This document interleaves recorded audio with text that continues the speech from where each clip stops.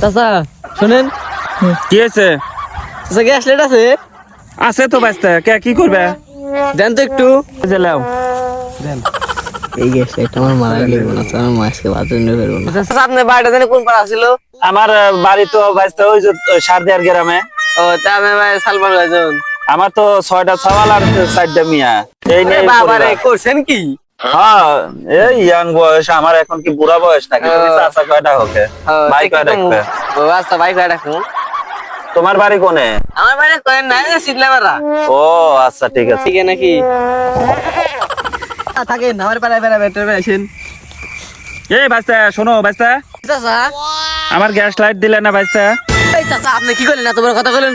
আমি না জমিদারের সওয়াল, আমার এইসব ছোটখাটো বিষয় নিয়ে আমাকে ইয়ে করছেন। হ্যাঁ, এইসব আমি ভাড়া দিই রাস্তাঘাটে। বাঁচতে গ্যাস লাইট যে তুমি নিয়েছো তার প্রমাণ আমার কাছে আছে, দাঁড়াও দেখাইতেছি।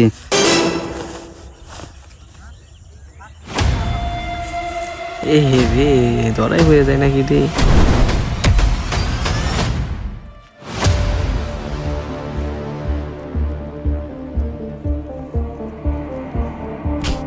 কে রে বাঁচতে, তুমি বলে গ্যাস লাইট লাও নাই?